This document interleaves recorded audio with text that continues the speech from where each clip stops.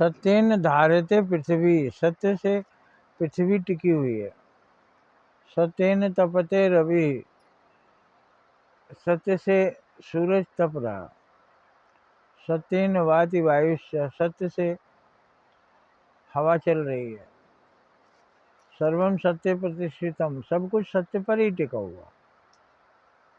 तो सब कुछ सत्य पर टिका हुआ है। सूरज उसी से तप रहा है, उसी सत्य, सत्य ही ईश्वर है। मतलब ईश्वर के कारण ही सूरज तप रहा है। सूरज में भी ईश्वर है, धरती में भी ईश्वर है। इतनी भारी धरती हवा में तैर रही है, हवा में बड़ी तेजी से घूमते हुए चल रही है। सत्य के कारण ये हवा चल रही है, हम ऑक्सीजन पा रहे हैं। हवा के बिना हम कितनी देर रह सकते हैं। सत्य से सब कुछ चल रहा है, तो फिर हम असत्य के मार्ग पर क्यों चले? सत्य के बिना कुछ भी नहीं बचेगा। ये जानते हुए भी हम सत्य की राह छोड़ रहे हैं, झूठ की राह पर चल रहे हैं, अधर्म की राह पर चल रहे हैं, दूसरों को नुकसान पहुंचा रहे हैं, दूसरों की हत्या कर रहे हैं, दूसरों का छीन रहे हैं, किसी की मदद नहीं कर रहे। तो इस पर एक भरोसा होना चाहिए। नहीं भरोसा है तो पढ़िए, सत्य से ही सब कुछ टिका हुआ है। तो सत्य के कारण सब बचा हुआ है और असत्य के कारण नष्ट होता है। तो आप किस राह पर चल रहे हैं? नष्ट होने की राह पर चल रहे हैं। तो ये क्या समझदारी है?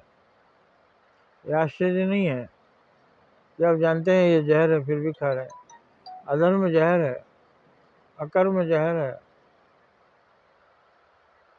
फिर भी उसी पर चल रहे हैं। दूसरों का कष्ट देना हमारे कष्ट का कारण बनेगा। हमारा कर्म ही हमारी दिशा निर्धारित करता है। हम दुखी रहेंगे कि सुखी रहेंगे, हम क्या बो रहे हैं। हम सुख बो रहे हैं तो हम सुख की फसल काटेंगे, दुख बो रहे हैं तो दुख की फसल काटेंगे। फिर क्यों आप दुख की फसल बो रहे हैं? क्या आपको अपना जीवन दुख में बनाना है? क्या आपको जिंदगी भर रोना है? क्या आपको अपना जन्म बेकार करना है? क्या आपको नरक में भ्रमण करना है? क्या आपको 84 लाख योनियों में भटकना है? नहीं ना। तो फिर सत्य के मार्ग को पकड़िए, धर्म के मार्ग को पकड़िए, सेवा के मार्ग को पकड़िए। मन तो करता है गलत करने, लेकिन बच्चा नहीं बनिए।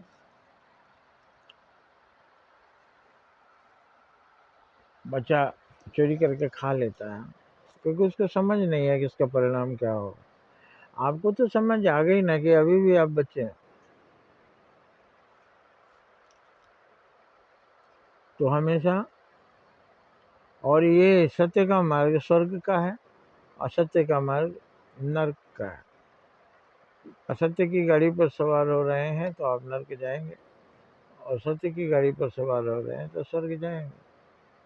तो अब आप पर है कौन सा टिकट खरीदें, किस ट्रेन में बैठें।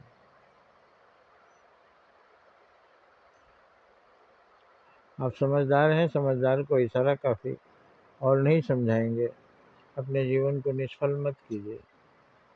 बुराई का रास्ता छोड़ दीजिए, अच्छाई के रास्ते पर आ जाइए।